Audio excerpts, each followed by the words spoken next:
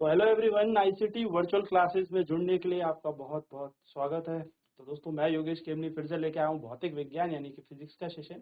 और लास्ट की क्लास में हम लोगों ने रेजिस्टेंस के बारे में जान लिया था, यानी कि प्रतिरोध की सारी कहानी हमने कर ली। पूरा पोस्टमार्टम तो हमने इसका कर ही लिया है ना।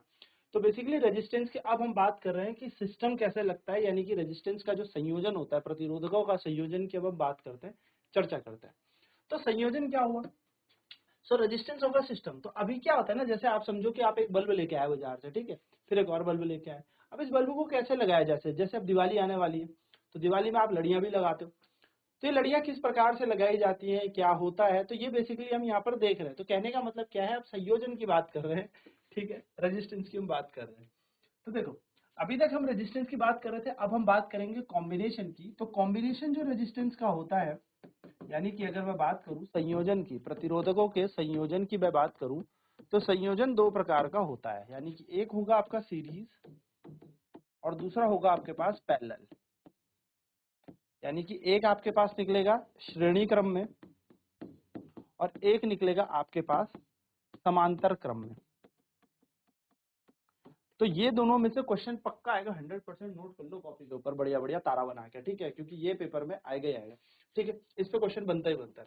तो सीरीज क्या होता है, पैरेलल क्या होता है, ये समझना है, यानी कि श्रेणी क्रम और समांतर क्रम क्या होता है, इसके बारे में बात करेंगे। तो दो प्रकार से मतलब रेजिस्टेंस लगाए जाएंगे, एक होगा सीरीज और एक होगा पैरेलल। अब इसके बाद ना मिक्स वाले क्वेश्चन ज्यादा मिलते हैं, जिसमें सीरीज और पैरेलल के कॉम्बिनेशन भी होंगे। और टेंशन नहीं लेनी, एक एक क्वेश्चन मैं आपको करवाऊंगा बढ़िया तरीके से, बस आपको सुनते रहना और लिखते रहना है नोट्स अपने, ठीक है।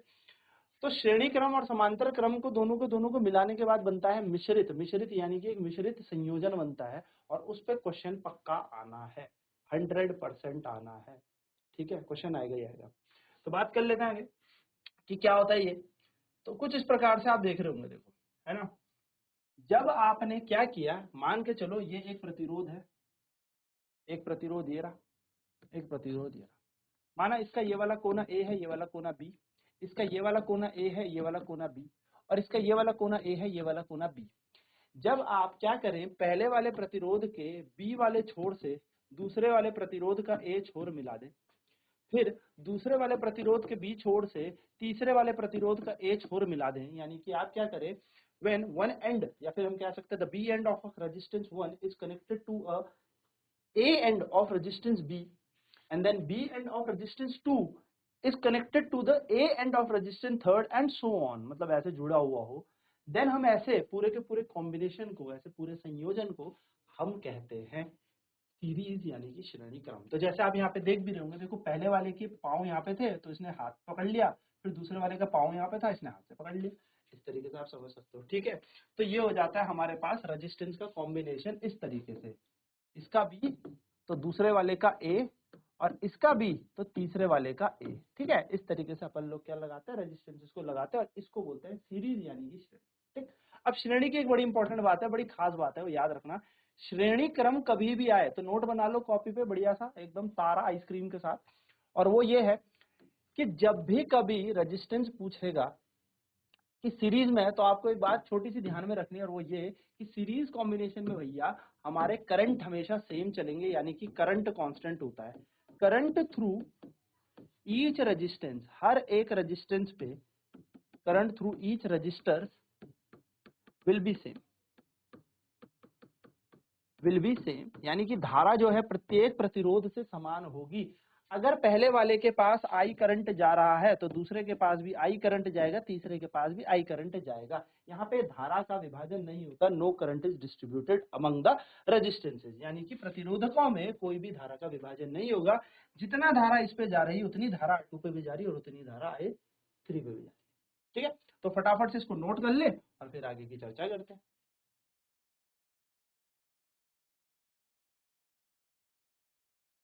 चलिए, तो आगे की बात करते हैं कि क्या सीरीज में कहानी होने वाली है। तो बस ये याद रखिएगा कि जब भी सीरीज यानी कि श्रेणी क्रम आएगा तो धारा समान जाएगी, ठीक है। तो यह एक हमारे पास क्या बना रखा है, देखो एक डायग्राम बना रखा है, एक सर्किट डायग्राम है, ठीक। तो तीन प्रतिरोध है, R1 R2 R3। आपको पता है ये क्या है, एमीटर है। एमीटर हमेशा सीरीज श्रेणी में लगता है, और ये लग गया वोल्ट मीटर, ठीक। और इसको जोड़ दिया हमने बैटरी बी से, और एक की है यहाँ पे, एक क्या लगा है, स्विच लगा है। स्विच क्या होता है, ऑन ऑफ डिवाइस होता है जो करंट भेजता है, वो लगा पड़ा है यहाँ पे, ठीक है। अब हमसे बोला है भाई कि ये पॉइंट एक्स है, ये पॉइंट वाई है, इन दोनों के बीच का मतलब ये तीनों के तीनों प्रतिरोध आपस में जुड़े हुए हैं, तो ये तीनों के तीनों प्रतिरोध जब आपस में जुड़े हुए हैं तो कुल प्रतिरोध कितना आएगा। अब देखो ऐसे समझो, ये करंट को कुछ रोकता है, ये कहता है मैं करंट को कुछ रोक सकता हूँ, ये कहता है मैं करंट को कुछ और रोक सकता हूँ, और ये कह रहा है मैं करंट को कुछ और रोक सकता हूँ। ऐसे समझो तीन बल्ब, तीनों बल्ब का अलग अलग प्रतिरोध, तीनों बल्ब अलग अलग तरीके से करंट को रोकते होंगे। अब तीनों को जोड़ दिया तो तीनों मिलके कितना जोड़ेंगे, तीनों मिलके कितना करंट को रोक सकते हैं, तीनों मिलके कितना धारा को क्या कर सकते हैं, विपरीत काम कर सकते हैं, या कितना धारा के रास्ते पे रुकावट ला सकते हैं, वो होता है इनका कॉम्बिनेशन यानी कि संयोजन। तो भाई पहला वाला R1 रोक रहा था, दूसरा R2, तीसरा R3। अब क्या बोला सर ने ये कहा पहले वाले के पास भी करंट आई जा रहा होगा, दूसरे के पास भी करंट आई जा रहा होगा, और तीसरे के पास भी करंट आई जा रहा होगा। तो अगर मैं ओम का नियम लगाऊं, ओम का नियम लगाऊं, तो यहाँ पर आप देखेंगे जो धारा आ रही है, जो धारा यहाँ से आई, देखो ये धारा आई, इस पे आई गई, इस पे भी आई गई, इस पे भी आई गई। तो पूरे सर्किट में जो हमारे पास वोल्टेज है वो कितना है, V है। पूरे सर्किट का वोल्टेज V है भाई, V ही तो वोल्टेज है ना, यहाँ से B बैटरी से V वोल्टेज आया, परंतु धारा बदलने के कारण धारा तो समान थी, तो इसके पास कितना वोल्टेज रहा होगा V1, इसके पास कितना वोल्टेज रहा होगा V2, और इसके पास कितना वोल्टेज रहा होगा V3। तो अगर मैंने कहा V यहाँ पर कुल वोल्टेज है, तो वोल्टेजों का योग यानी कि पोटेंशियल का सम बन जाएगा हमारे पास, ये कुछ इस तरीके से पोटेंशियल का सम हो जाएगा, यानी कि कुल वोल्टेज कितना होगा, V1 plus V2 plus V3। अब मैंने कहा इन तीनों को जोड़ने के बाद हमारे पास कुल प्रतिरोध R आता है। तो अगर मैं बोलूं कुल प्रतिरोध R आता है, और क्योंकि ये सीरीज में है तो S मान लिया, यानी कि श्रेणी में तो S मान लिया, तो जो कुल विभव होगा वो होगा I गुणा R S, V equal to I R, यही तो पोटेंशियल होता है। ठीक है, अब पहले वाले पे निकालेंगे तो निकलेगा V1 बराबर I, क्योंकि करंट तो सेम है, R1। दूसरे में निकलेगा V2 बराबर I R2। तीसरे में निकलेगा V3 बराबर I R3। क्या मैं इन तीनों को वहां पे उठा के रख दूं, बिल्कुल रख सकता है। तो देखो यहाँ पे आएगा IRS, यहाँ पे आएगा I R1, यहाँ पे आएगा I R2, और यहाँ पे आएगा I R3। क्या कर सकते हैं सर, तो हल्की सी गणित लगाते हैं और यहाँ पर I को कॉमन ले लेते हैं, यानी कि I तीनों में था तो हमने उसे उठा के बाहर रख दिया। यहाँ बचेगा R1 R2 R3।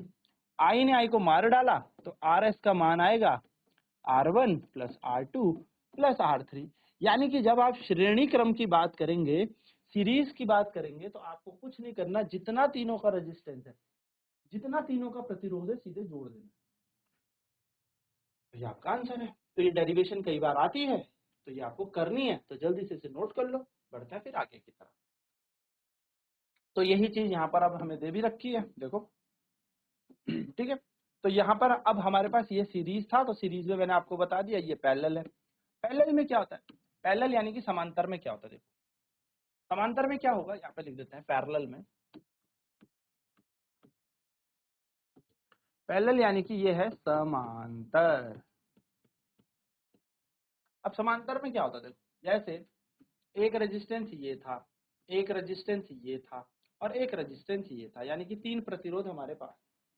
इसका ये था ए कोना, ये था बी कोना, इसका ये था ए कोना, इसका ये था बी कोना, इसका ये था ए कोना, ये था इसका बी कोना, यही था। हमने ये तीनों ए एक साथ जोड़ देने और बी एक साथ जोड़।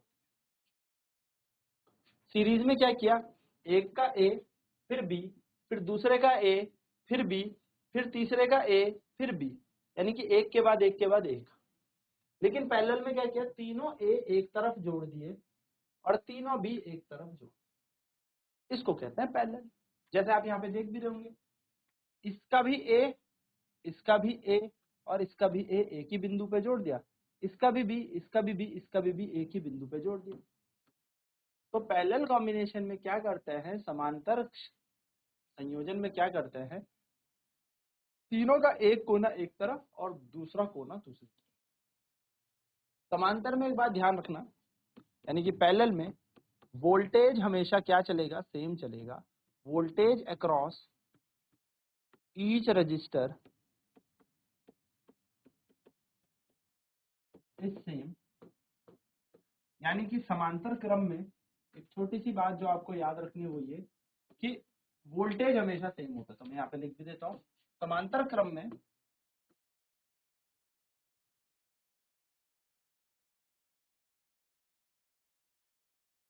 प्रत्येक प्रतिरोध के पास समान विभव होता है। चलिए पहले से फटाफट नोट कर लो, फिर इसके फॉर्मूले की बात करें। तो पोटेंशियल सबके पास सेम होता है, वोल्टेज सबके पास सेम होता है, यानी कि अगर R1 है तो उसके पास भी वोल्टेज सेम होगा, R2 है उसके पास भी वोल्टेज सेम होगा, और R3 है तो उसके पास भी वोल्टेज सेम ही होगा। यानी कि पोटेंशियल हर के पास क्या होता है, सेम चलता है। तो सर क्या करंट भी सेम रहता है? नहीं, बिल्कुल करंट एकदम अलग अलग हो जाएगा। तो चलिए जरा इस पे भी चर्चा कर लेते हैं। देखो यहाँ पे करंट गया I1, यहाँ पर करंट गया I2, यहाँ पे करंट गया I3। ये कुछ उसी तरीके से जैसे हम लोग पानी का कनेक्शन लेते हैं। ये पानी आया, हमने यहाँ से एक रास्ते से भेज दिया, तो उसके घर कुछ पानी जाएगा, फिर थोड़ा पानी आगे जाएगा, फिर हम वहां से दूसरे को कनेक्शन दे देंगे। तो होगा क्या, करंट का विभाजन हो जाएगा यहाँ पर, यानी कि करंट हर किसी रेजिस्टेंस के पास अलग अलग होगा, प्रत्येक प्रतिरोध के पास भिन्न भिन्न करंट होता है। पर एक चीज सेम होती है जो कि है वोल्टेज। तो वोल्टेज इस पे भी सेम, इस पे भी सेम, इस पे भी सेम। तो माना मैंने इस पूरे सर्किट पे जो करंट है, इस पूरे सर्किट का जो करंट है वो I है, और वो I बना कैसे है भाई, कुछ I1 ऊपर चला गया, कुछ I2 बीच में चला गया, और कुछ I3 नीचे चला गया। ठीक है, अब इन सारे के सारे प्रतिरोधकों का संयोजन निकालना है। तो मैंने कहा इन सबको हटा के एक ऐसा प्रतिरोध लगा दो जो इन तीनों के बदले काम करता हो, यानी कि इन तीनों के काम वाला अगर हम, मतलब इन तीनों के बराबर ना, हम एक एक क्यों लगाए, हमने ये तीनों हटाए और हम इसकी जगह एक ऐसा प्रतिरोध लगा सकते हैं जो इन तीनों के बदले अपना काम करता हो, यानी कि इन तीनों का काम वो अकेला कर सकता है। तो मान लेते हैं वो है Rp, क्योंकि ये समांतर में लगे तो Rp। ठीक है, तो Rp पे भी जो वोल्टेज V ही होगा। तो आपको ओम का नियम पता है, V बराबर होता है IR, तो I बराबर हो जाएगा V बट्टा R। अब क्योंकि ये नेट करंट है तो यहाँ पर नेट रेजिस्टेंस होगा, क्योंकि ये क्या है, कुल करंट है तो कुल प्रतिरोध बताएगा। अब I1 का मान कैसे निकलेगा, तो I1 निकलेगा V बट्टा R1, I2 का मान कैसे निकलेगा, V बट्टा R2, I3 का मान कैसे निकलेगा, V बट्टा R3। बस कुछ नहीं करना, इसको लगा दो, V बट्टा R1 प्लस V बट्टा R2 प्लस V बट्टा R3। क्या कॉमन ले सकते हैं हम यहाँ से, V कॉमन ले सकते हैं, 1/R1 plus 1/R2 plus 1/R3 हमारे पास ये बन जाएगा। V और V मर जाएंगे, क्या बचेगा, Rp बराबर 1/R1 plus 1/R2 plus 1/R3। और ये क्वेश्चन भी कई बार आपसे पूछा जाता है कि बताइए किस तरीके से आप इनको निकालें।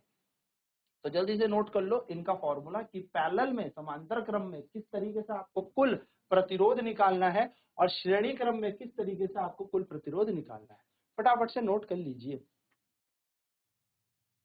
तो चलिए अब देख भी लेते हैं कि किस प्रकार से हमें ये निकालना होता है। तो देखो यहाँ पे दे रखा है resistance in series, what happened to the value of current when the number of resistor connected in series in circuit. तो वो यही कह रहा है कि धारा पर क्या प्रभाव पड़ेगा जब बहुत सारे प्रतिरोध संयोजन में आपस में जुड़े हों, है ना। तो क्या उनका इक्विवेलेंट, यानी कि जो नेट रेजिस्टेंस है, कुल प्रतिरोध है, वो बदल जाएगा। तो उसी पे बात की है। ठीक है, तो यहाँ पर देखो, यहाँ पर हमें एक एक्टिविटी दी है। ठीक, तो एक्टिविटी क्या दे रखी है, ज्वाइन 3 रजिस्टर, यानी कि 3 अलग अलग प्रतिरोध लेके आओ और उनको जोड़ दो सीरीज में। यानी कि आप एक प्रतिरोध, दूसरा प्रतिरोध, तीसरा प्रतिरोध लेके आए और इनको कैसे जोड़ दिया आपने, सीरीज में, यानी कि श्रेणी क्रम में जोड़ दिया। आपने इनको श्रेणी क्रम में जोड़ दिया।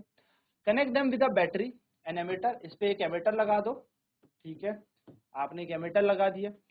एंड अ प्लग, बैटरी लगाओ यहाँ पर, फिर एक प्लग लगा दो, की लगा दो, एज शोन इन फिगर। ऊपर बता भी रखा है, देखो इस चीज को इस तरीके से लगा दो, मतलब ये जो हमने देखा था। ठीक है, इस तरीके से पूरा का पूरा उसने बोला भी है कि इस तरीके से लगा दो, हमने देखा भी था। और यही एक्टिविटी है कि 3 रेजिस्टेंस लाओ, तीनों के तीनों को एक एमीटर से जोड़ दो, एक बैटरी से जोड़ दो, एक की से जोड़ दो, यानी कि एक स्विच से जोड़ दो। ठीक, आगे बोल रहा है वो, मान लेते हैं इनकी वैल्यू दे रखी है हम लोगों को, प्लस होगा, हाँ एक सेकेंड,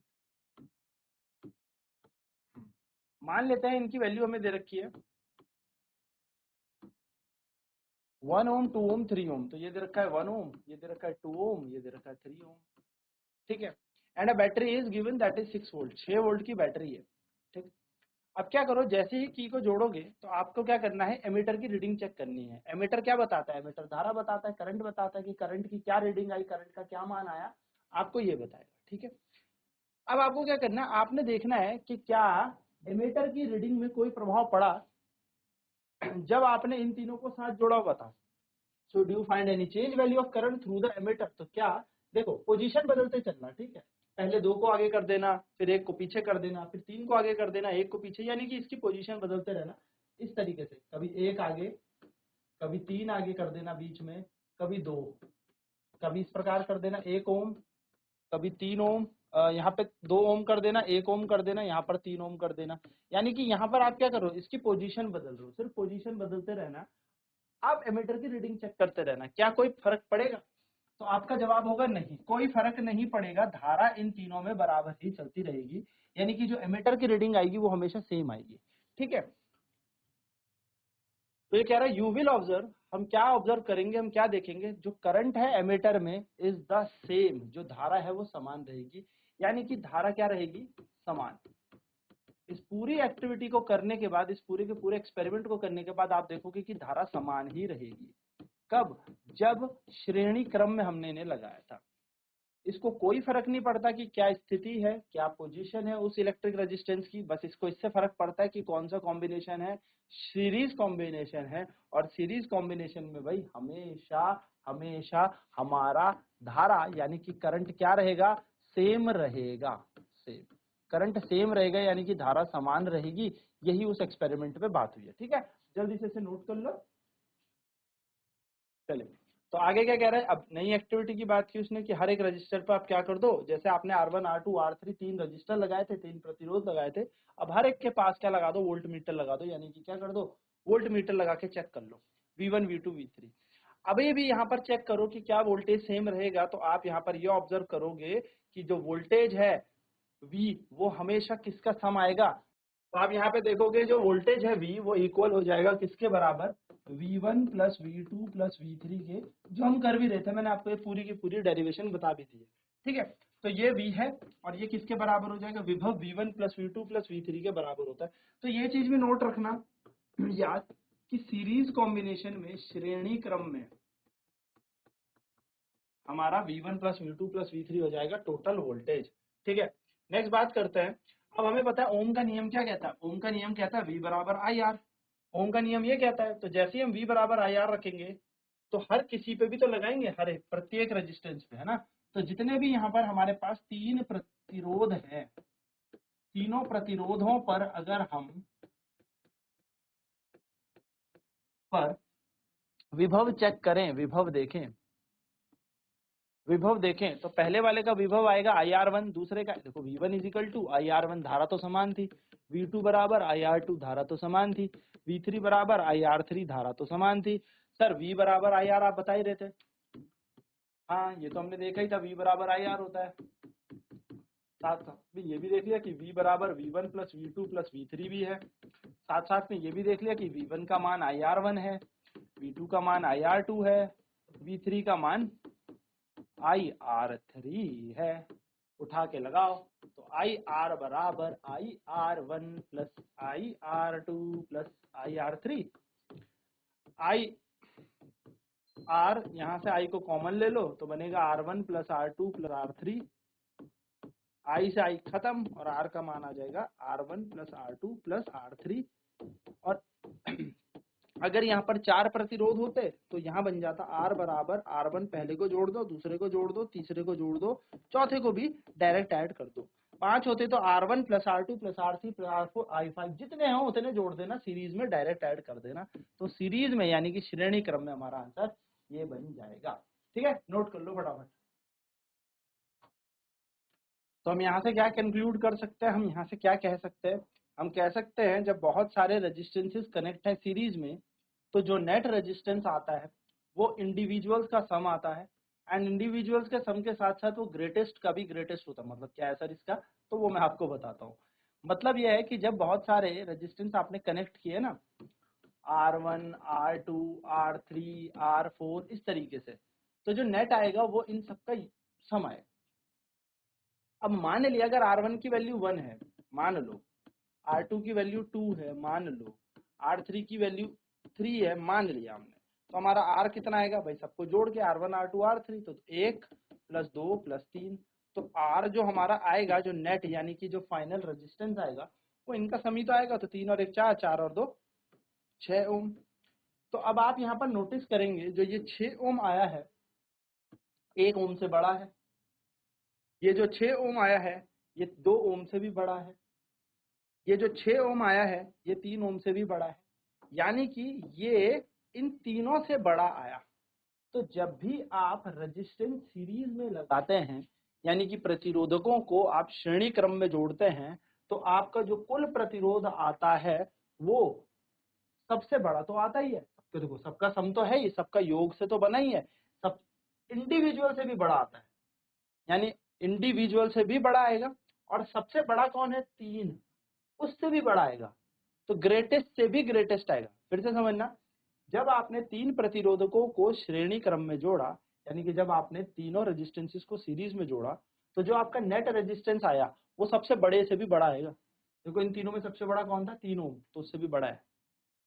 ठीक है, तो ये क्वेश्चन कई बार पेपर में आ जाता है, तो आपको ऑब्जेक्टिव टाइप आए या फिल इन द ब्लैंक्स में आए तो याद रखना। ठीक है, तो वो यहाँ पे लिखा हुआ भी है कि व्हेन सेवरल रेजिस्टेंसेस, जब बहुत सारे प्रतिरोध सीरीज में श्रेणी क्रम में जुड़े हों, तो जो रेजिस्टेंस होता है कॉम्बिनेशन का यानी कि जो संयोजन का प्रतिरोध होता है RS, वो किसके बराबर होता है, सभी प्रतिरोधकों के योग के बराबर है, R1, R2, R3। और यहाँ पर जितना बड़ा होगा यानी कि ग्रेटर का भी होगा वो, यानी कि वो इंडिविजुअल इकलौते से भी बड़ा होगा, हर इकलौते से बड़ा। देखो 1 से बड़ा 6 है, 2 से बड़ा भी 6 है, 3 से बड़ा भी 6 है। ठीक है, तो इसे नोट कर ले। फिर आगे इस पे एक क्वेश्चन देखते हैं। चल एक न्यूमेरिकल इस पे देखते हैं, क्वेश्चन इस पे देखते हैं। क्वेश्चन यही कह रहा है, एक electric lamp whose resistance is 20 ohm and a conductor of 4 ohm resistance are connected to 6 volt battery, calculate the total resistance. ठीक है, तो सबसे पहले क्या बोला है उसने इस क्वेश्चन में कि एक हमारे पास बल्ब है, बल्ब बोल सकते हो इलेक्ट्रिक लैंप, लैंप मतलब बल्ब, बल्ब का कितना रेजिस्टेंस दे दिया 20 ओम, और साथ में बोल दिया एक कंडक्टर, कंडक्टर बोले तो कोई भी तार वार कुछ भी होगी वो लगा रखा है यहाँ पे, और उसका प्रतिरोध 4 ओम है। ठीक है, तो इसका प्रतिरोध R1 मान लो, इसका R2 मान लो। अपन से क्या पूछा, कैलकुलेट टोटल रेजिस्टेंस, यानी कि कुल प्रतिरोध बताओ। तो कुल प्रतिरोध दिख रहा है हमें, ये सीरीज में है तो दोनों को जोड़ देने का, तो दोनों को जोड़ देने का क्या मिलने का, R1 की वैल्यू दे रखी है 4 ओम, R2 की वैल्यू दे रखी है 20 ओम, जब दोनों को जोड़ोगे तो क्या मिल जाएगा, 20 + 4 24 ओम। हमारा आंसर आ जाएगा कुल प्रतिरोध। जब हमसे क्वेश्चन पूछा था टोटल यानी कि कुल प्रतिरोध बताओ, तो हमने निकाल दिया।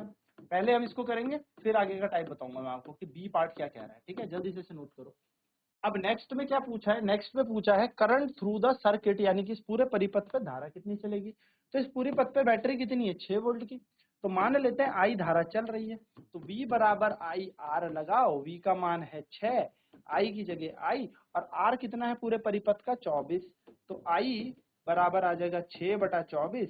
हमें पता है 1/4, और 1/4 होता है 0.25, तो 0.25 एम्पियर यहाँ पे धारा बह रही है। ये है पार्ट नंबर बी, ये था पार्ट नंबर ए। करिए जल्दी जल्दी जल्दी जल्दी, फिर बताऊंगा थर्ड पार्ट। अब बात करते हैं तीसरे पार्ट की। तो ये लगा कैसे भाई, ये लगे सीरीज में, तो जितनी धारा इस पे जारी होगी यानी कि कितनी 0.25, उतनी ही धारा इस पे भी जारी होगी 0.25।